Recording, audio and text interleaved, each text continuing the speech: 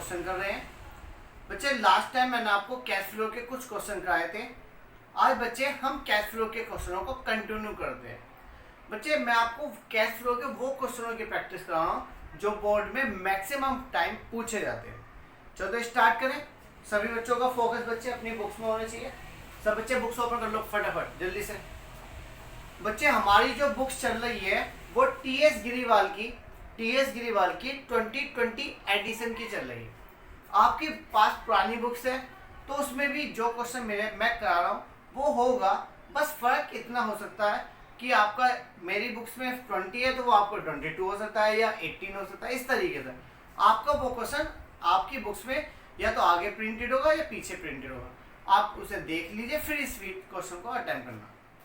बच्चे आज जो हम क्वेश्चन स्टार्ट कर रहे हैं वो 47 स्टार्ट करेंगे। सब बच्चे 2020 वाले पेज नंबर 5.104 पर क्वेश्चन नंबर 47 स्टार्ट करेंगे। बच्चे क्वेश्चन नंबर 47 सबने ओपन कर लिया। अब बच्चे सबसे पहले बैलेंस शीट का जो टोटल दिया, पुराने बच्चों के लिए बता रहा हूँ, बैलेंस शीट का जो टोटल दे रखा है वो 33,70,000 और 27,40,000। बच्चे हमारी जो बैलेंस शीट दी है वो दो दी जाती है। कैश फ्लो के क्वेश्चन में हमें दो बैलेंस शीट दी जाती है। एक बैलेंस शीट का टोटल तो 33,70,000 और दूसरी बैलेंस शीट का 27,40,000। आप जल्दी से अपने क्वेश्चन को सर्च करो बुक्स में, मिल गया आपको भी। चलो तो बच्चे हम स्टार्ट करते हैं। क्वेश्चन नंबर 47 आप देखोगे तो काफी लॉन्ग क्वेश्चन नजर आ रहा है ना। बच्चे बोर्ड में इसी तरीके का क्वेश्चन पूछा जाता है। सबसे लास्ट में जाकर देखो बोला है प्रिपेयर करना कैश फ्लो स्टेटमेंट। बच्चे क्वेश्चन में बोला गया है आपको कैश फ्लो स्टेटमेंट बनानी है। मैंने आपको बताया था जब भी क्वेश्चन में बोला जाता है कैश फ्लो स्टेटमेंट तो आपको 3 एक्टिविटी बनानी होती है, ऑपरेटिंग, इन्वेस्टिंग और फाइनेंसिंग। 3 एक्टिविटी बनानी है। और बच्चे कैश फ्लो का क्वेश्चन जब भी आएगा तो मैंने आपको एक फॉर्मेट बताया था, कम से कम इतना फॉर्मेट तो हर क्वेश्चन में बनेगा तब क्वेश्चन स्टार्ट होगा। चलो तो सब बच्चे मेरे साथ फॉर्मेट ड्रॉ करना। बच्चे सबसे पहले नंबर पे ध्यान रखना, सबसे पहले नंबर पे हम ए एक्टिविटी बनाएंगे। मैंने आपको बताया था ये हमारा लेफ्ट पेज होना चाहिए। जब भी आप कैश फ्लो का क्वेश्चन करते हो तो इस पेज पर लेफ्ट पेज और ये राइट पेज, आपकी कॉपी इस तरीके से होनी चाहिए। पेज इधर होने चाहिए, इधर ऐसे नहीं होना चाहिए आगे पीछे करो। उसमें क्या होगा आगे पीछे के चक्कर में सवाल गलत हो जाता है। तो बच्चे आपके यहाँ पे 3 एक्टिविटी बनानी है। पहले नंबर पे आप बनाओगे ऑपरेटिंग एक्टिविटी, बी और सी। तो बच्चे फॉर्मेट ड्रॉ कर लो मेरे साथ। पहली एक्टिविटी का जो नाम है बच्चे हमारी बुक्स में वो क्या है, cash flow from operating activity. Cash flow from operating activity पहली एक्टिविटी तो ये हो गई। बच्चे सेकंड नंबर पे हम बनाएंगे कैश फ्लो, बच्चे cash flow from investing activity. क्या बनाएंगे, इन्वेस्टिंग एक्टिविटी। बच्चे सब बच्चे फॉर्मेट तो मेरे साथ ड्रॉ करना। जब मैं क्वेश्चन स्टार्ट करूंगा जब थोड़ी देर आपको रुकना पड़ेगा। आप पहले क्वेश्चन को समझना फिर कॉपी करना। तीसरे नंबर बनाएंगे cash flow from investing activity. क्या बनाएंगे बच्चे, इन्वेस्टिंग एक्टिविटी। यहां तक बात समझ में आई बच्चे या नहीं? फॉर्मेट आपको समझ में आ गया। आपको 3 एक्टिविटी बनानी है। इनका फॉर्मेट क्या है बच्चे ध्यान से देख लो। ये चीज समझ में आ रही है नहीं आ रही? सब बच्चे फॉर्मेट ड्रॉ करो मेरे साथ। फॉर्मेट समझ में आ रहा? बच्चे इसके बाद क्या करना है, सबसे पहले यहां पर लिखेंगे प्रॉफिट। सबसे पहली हेडिंग आती है profit before extra ordinary item. क्या आएगा, एक्स्ट्रा ऑर्डिनरी आइटम। ये आ गया बच्चे। यहां पर जो वैल्यू आएगी वो वर्किंग नोट से आएगी। कहां से आएगी इसकी वैल्यू, वर्किंग नोट नंबर 1। अभी आपको लिखना नहीं है, यहाँ पे मैं समझाने के लिए लिखा है बच्चे। इसके बाद आप ऐड करोगे इसमें कुछ, इसमें आपको क्या करना पड़ेगा, ऐड करना पड़ेगा और कुछ डाटा लेस करना पड़ेगा। बच्चे हेडिंग बना लो। ऐड में बनाएंगे नॉन एडजस्टेड एक्सपेंसेस। बच्चे हेडिंग बनाई नॉन एडजस्टेड एक्सपेंसेस। बच्चे कहते हैं इसमें स्पेस कितना छोड़े। बच्चे ज्यादा स्पेस मत छोड़ना, ज्यादा से ज्यादा 4 या 5 लाइन छोड़ लो। 5 लाइन मैक्सिमम है, सही है। इसके बाद बच्चे सेकंड बनाएंगे non adjusted income, non adjusted income. इसके बाद इसमें बच्चे ज्यादा से ज्यादा 2 लाइन छोड़ लो, profit before working capital, profit before working capital, ये लिख लिया। बच्चे इस वाले वर्किंग नोट से जो अमाउंट आएगी इसमें कुछ आपको ऐड करना पड़ेगा और कुछ लेस करो तो यहाँ पे जो निकलेगी वैल्यू वो कहलाएगी प्रॉफिट बिफोर वर्किंग कैपिटल। अब बच्चे इसमें भी कुछ ऐड होगा और कुछ लेस होगा। ऐड क्या होगा वो मैंने आपको बताया था, इंक्रीज इन करंट लायबिलिटी। बच्चे मैं शॉर्ट फॉर्म में लिख रहा हूँ CL, increase in current liability and decrease in current asset. बच्चे करंट एसेट्स आपकी घटती है तो प्लस में लिखेंगे, बढ़ती है तो लेस में लिखेंगे। इंक्रीज इन करंट लायबिलिटी और करंट लायबिलिटी के साथ उल्टा करना है, इंक्रीज हो रही है तो इंक्रीज में और डिक्रीज हो रही है तो बच्चे डिक्रीज में।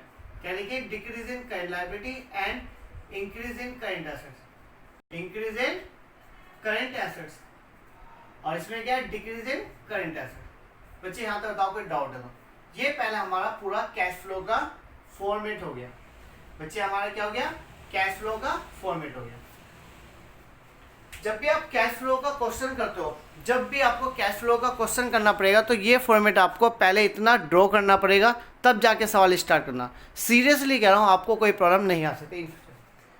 बच्चे इससे इनके साथ इसकी अमाउंट, बच्चे ये जो वर्किंग नोट है वो आप यहाँ बना लो, यहाँ पे बनाएंगे वर्किंग नोट नंबर फर्स्ट। ये किस चीज़ की वर्किंग है आपको पता करना पड़ेगा। प्रॉफिट हुआ, profit before extra ordinary item, profit before extra ordinary item, क्या है ऑर्डिनरी आइटम। तो इसमें भी क्या लिखेंगे, सबसे पहले करंट ईयर प्रॉफिट निकालेंगे। बच्चे करंट ईयर प्रॉफिट का मैंने फॉर्मूला लिखा था, closing balance of surplus minus opening balance. बच्चे कैश फ्लो का इतना फॉर्मेट ड्रॉ करने के बाद सवाल स्टार्ट करते हैं। सब बच्चे बुक्स ओपन कर रखिए। अब बच्चे आप पहले इस फॉर्मेट को ड्रॉ कर लीजिए, ड्रॉ कर लिया या स्क्रीनशॉट भी ले लीजिए। इतना फॉर्मेट हर क्वेश्चन में होगा तब जाके सवाल स्टार्ट होगा, सही है। चलो स्टार्ट करते हैं क्वेश्चन नंबर 47। बच्चे अब सब बच्चों का फोकस अपनी बुक्स में होना चाहिए। पेन और रजिस्टर एक तरफ उठा के रख दो, रख दिया। चलो तो अब मैं पहले क्वेश्चन पढ़ूंगा और फिर उसे साथ के साथ कराऊंगा भी। आप सभी का फोकस जब मैं रीड कर रहा हूँ अपनी बुक्स में होना चाहिए और जब मैं बोर्ड पे लिख रहा हूँ तो आपका फोकस बोर्ड पर भी होना चाहिए। तो बच्चे स्टार्ट करते हैं। Following is the balance sheet, आपको बैलेंस शीट दी है of X limited as a 31 March 2018। आपको 31 मार्च 2018 की बैलेंस शीट दी है। बैलेंस शीट के अंदर आते हैं। बैलेंस शीट के अंदर सबसे पहले नंबर पे देखोगे तो आप पहले नंबर पे जो हेडिंग आई है वो है equity and liability. Equity and liability में सबसे पहले नंबर पर आया शेयर होल्डर फंड, सही है। और बच्चे शेयर होल्डर फंड के अंदर दो पार्ट है, एक आया शेयर्स कैपिटल, दूसरा रिजर्व रिजर्व। पहले देखते हैं ए पार्ट को, शेयर्स कैपिटल। बच्चे शेयर्स कैपिटल को यदि आप देखोगे तो 17 में दे रखा है 17 लाख और 18 में दे रखा है 19 लाख। बच्चे शेयर्स कैपिटल आपकी 17 की दे रखी है 17 लाख और 18 की दे रखी है 19 लाख। तो आपकी शेयर्स कैपिटल क्या हो रही है, इंक्रीज हो रही है। जब भी आपकी शेयर्स कैपिटल इंक्रीज होती है या डिक्रीज होती है कहाँ आती थी, याद है बच्चे, वो आती थी फाइनेंसिंग में। बच्चे मैंने गलती कर दी, यहाँ इन्वेस्टिंग लिख दिया जल्दबाजी में, वो कहाँ आती है बच्चे, फाइनेंसिंग में आती है। तो फाइनेंसिंग में नाम क्या लिखेंगे इसका, proceeds from issue of shares capital, proceeds from issue of shares capital. बच्चे बढ़ता है तो लिखते हैं proceed from issue of shares capital और घटता है तो क्या लिखते हैं, रिडम्पशन ऑफ शेयर्स कैपिटल। क्या लिखते हैं बच्चे, रिडम्पशन ऑफ शेयर्स कैपिटल। पहला पार्ट आपका खत्म। तो कितना इजी काम है, बस फीडिंग करनी है आपको, बस पता होनी चाहिए कौन सा डाटा कहाँ जाना है। आगे चले बच्चे, बी पार्ट पे आते हैं। तो रिजर्व एंड सरप्लस दे रखा बुक्स में, देखो सब बच्चे बी पार्ट में देखोगे रिजर्व एंड सरप्लस, और रिजर्व एंड सरप्लस के आगे लिखा है नोट नंबर 1। तो बच्चे इसका काम यहाँ से नहीं चलेगा, इसके नोट में जाकर देखना पड़ेगा। तो नोट नंबर देखो हमारी बुक्स के हिसाब से नेक्स्ट पेज पर दिया है, रिजर्व एंड सरप्लस के अंदर दिया surplus that is balance in statement of profit and loss.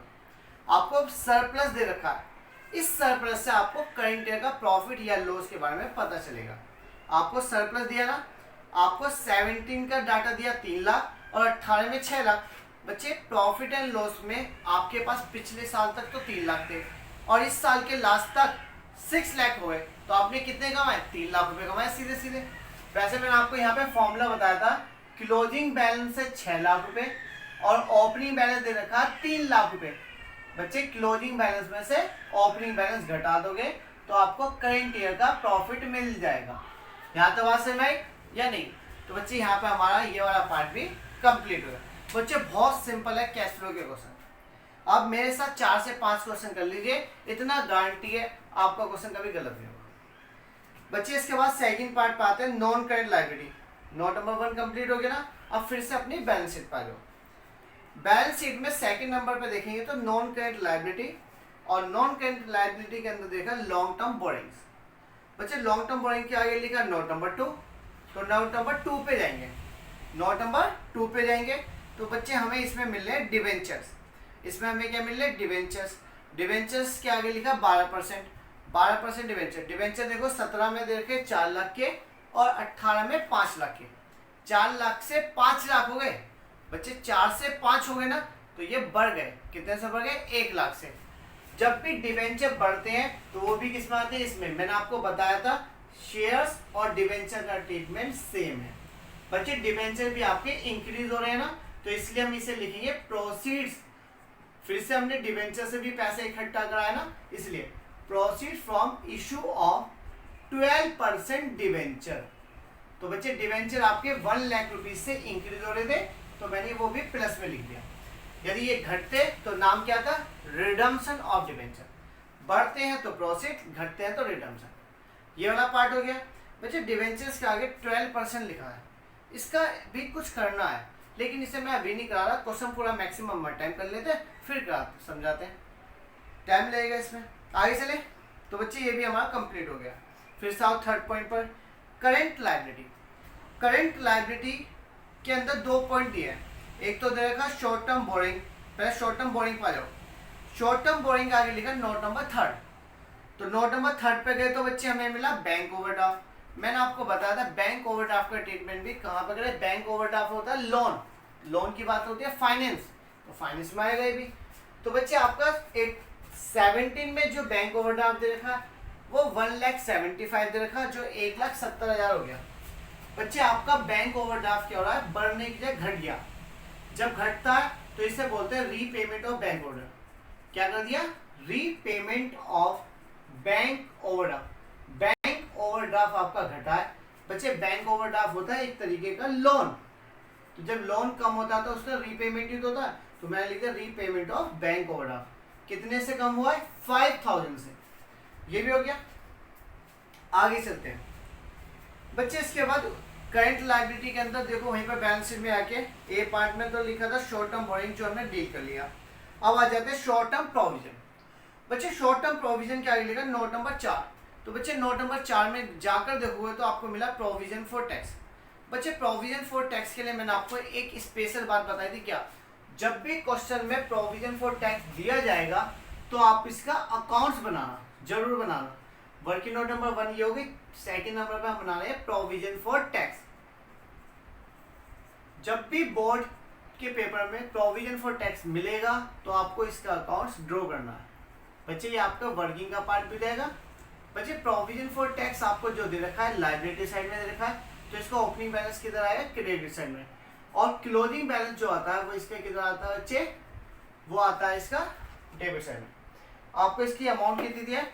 बच्चे इसकी अमाउंट दे रखी है 1,65,000 और ये दे रखी है आपको साइड 1,90,000 नहीं 2 लाख। ओपनिंग बैलेंस दे रखा है प्रोविजन फॉर टैक्स का 1,65,000 और क्लोजिंग दे रखा है 2 लाख। यहाँ तो बात समझ।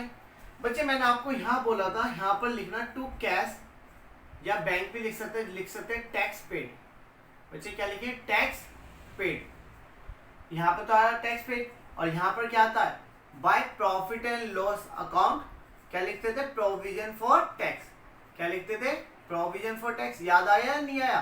ये मैंने शायद आपको थर्ड क्लास में इसकी पूरी वर्किंग सिखाई थी। बच्चे मैंने आपको हर वर्किंग के लिए अलग से समय दिया है, अलग से चीज़ों को समझाया और अलग से उसकी प्रैक्टिस करिए, जिससे आपकी ये वर्किंग गलत ना हो। ज़्यादातर बच्चों की वर्किंग गलत होती है और इस वजह से सवाल उनको प्रॉब्लम क्रिएट करता है। बच्चे प्रोविजन फॉर टैक्स मैंने आपको बताया था, ये दोनों तो ऑलवेज गिवन होंगे। ये दे रखा है, इसे बैलेंस शीट फिगर से निकालेंगे, और ये दे रखा है, इसे बैलेंस शीट फिगर से निकालेंगे। क्वेश्चन में एडजस्टमेंट में देखोगे तो प्रोविजन फॉर टैक्स के बारे में कोई इन्फॉर्मेशन नहीं है। जब इन्फॉर्मेशन नहीं होती तो ये वाली अमाउंट तो यहाँ जाएगी 1,65,000, और ये वाली आप अमाउंट आप यहाँ कॉपी कर दें 2 लाख।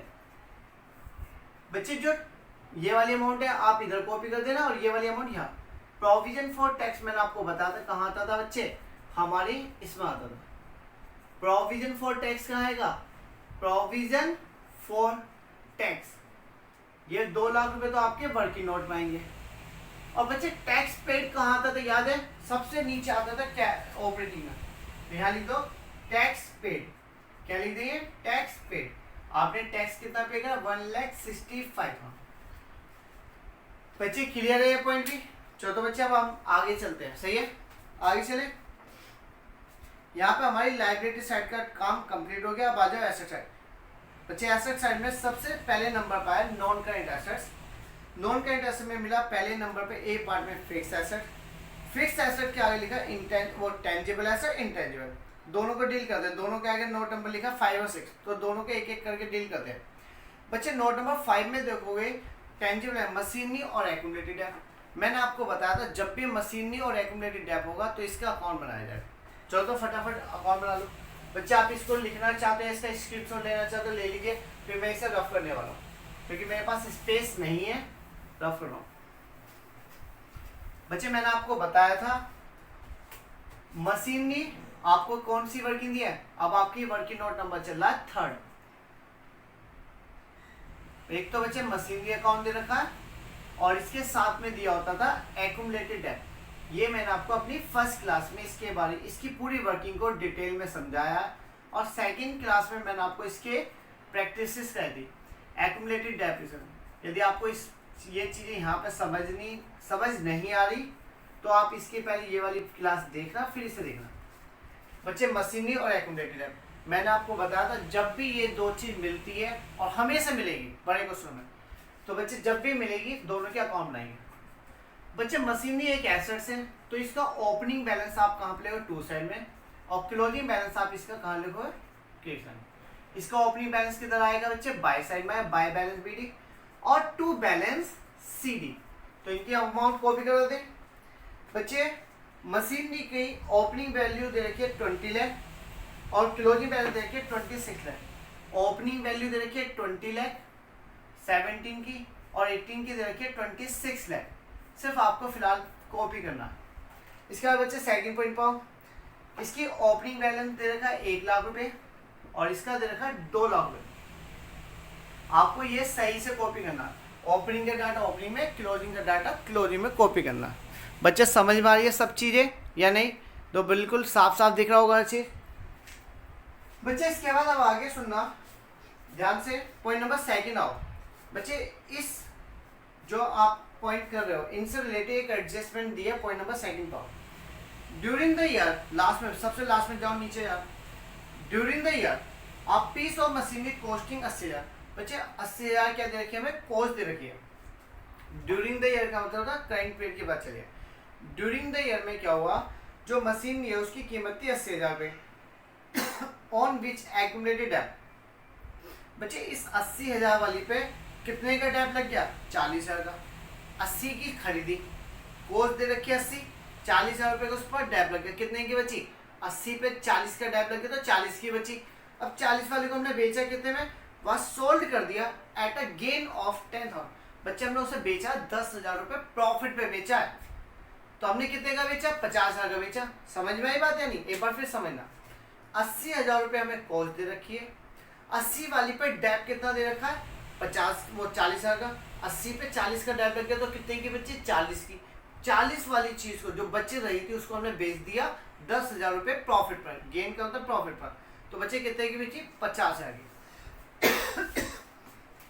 बच्चे मैंने आपको इस अकाउंट के बारे में बताया था, यहाँ पर हमेशा लिखना ऊपर वाले का नाम, टू मशीनरी लिख दो। और बच्चे यहाँ पर जो वैल्यू आती है वो आती है एक्यूमुलेटेड डेप्रिसिएशन, जो क्वेश्चन में हमें देखा 40,000 रुपये।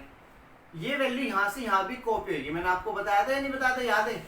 ये मैंने आपको फर्स्ट क्लास में बहुत डिटेल में समझाया, इसके काफ़ी सारे क्वेश्चनों की प्रैक्टिस भी करी। ये 40 यहाँ गई, 40 यहाँ, ये लिख दिया। इसके बाद आप जब सेल कर रहे हो तो सेल वैल्यू इधर लिख दो बाय साइड में, बाय बैंक सेल्स। जब आप एसेट बेचते हो तो आपके यहाँ से जाती है, जाते तो क्रेडिट में आती है। तो बच्चे आपने जो एसेट सेल करी है वो 50,000 की सेल करी, और सेल करने पर आपको गेन हो रहा है। बच्चे गेन होता है तो इधर आता है, और लॉस होता है तो इधर आता है। By profit and loss account में ब्रैकेट में लिख देना गेन ऑन सेल्स। क्या लिखे? Gain on sales. कितने का गेन हुआ बच्चे? हमें 10,000 रुपए का गेन हुआ। यहाँ तो कोई डाउट या नहीं? गेन ऑन सेल्स, यहाँ तो कोई डाउट या नहीं? बच्चे अब आगे सुन रहे, इसके बाद हमने ये भी कर दिया। अब बच्चे इसके बाद इस अकाउंट को क्लोज करना, जो हमें वर्किंग दी थी हमने सारी फिट कर दी। इसका टोटल कर दे पहले। इसका टोटल दे रखा 2,40,000, ये टोटल पूरा हो गया, इसे इधर ले जाएंगे। 2,40,000 में से ये 1,00,000 रुपए का बैलेंस घटाएंगे तो 1,40,000 आया। ये 1,40,000 का बैलेंस निकल गया। क्या निकला? Bye profit and loss account. यहाँ क्या लिखेंगे बच्चे? इसको लिखते हैं करेंट ईयर डेप्रिसिएशन। जो ये वैल्यू निकली है ये कहलाती है डेप्रिसिएशन, जो इस साल लगा। ऐसे इस अकाउंट्स को हम क्लोज करेंगे। बच्चे इस अकाउंट्स को क्लोज करेंगे तो 26,90,000 टोटल इधर का ज्यादा रहा, तो ये टोटल इधर कॉपी करें। 26,90,000 इधर का जाता है, ये इधर लाए, इसमें से घटाएंगे तो टू बैंक परचेस आ जाएगी, टू बैंक परचेस आ जाएगी। तो मैं इसमें से घटाएंगे सी बच्चे 6,80,000 रुपीज आएगा। अब जो जो वैल्यू पे मैं सर्कल बना रहा हूँ ये कहीं ना कहीं रिकॉर्ड होते हैं। तो बच्चे समझना, सेल्स और परचेस, सेल्स दे रखी है, परचेस, सेल्स और परचेस आपकी आती है इन्वेस्टिंग एक्टिविटी में। तो बच्चे यहाँ लिख दो मैं, आप मशीनरी बेचोगे तो आपके पास पैसा आएगा नहीं आएगा, तो प्लस में चढ़ा देंगे। सेल्स ऑफ मशीनरी, आपने मशीनरी बेची है 50,000 की, 50 की बेच कर खरीदी कितने की है?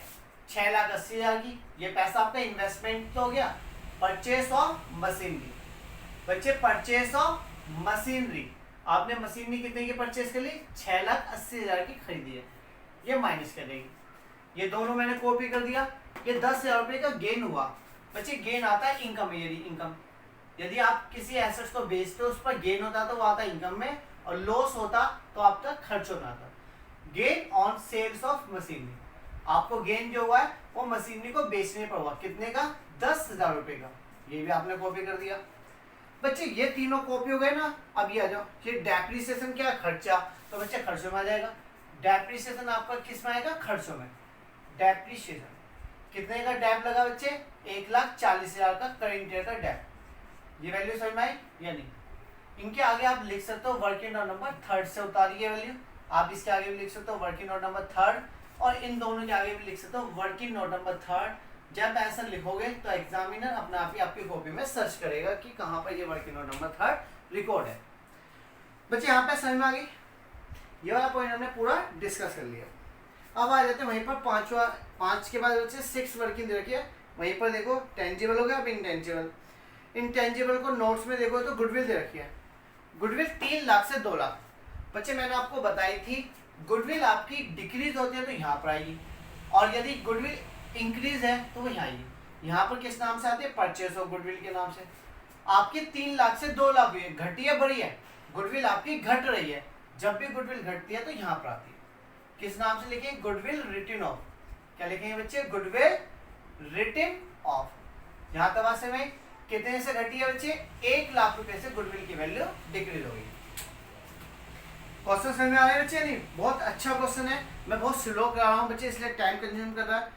तेज कराऊंगा तो आपको समझ में नहीं आएगा, फिर फायदा नहीं है बच्चे। इसके बाद आओ नॉन करेंट इन्वेस्टमेंट।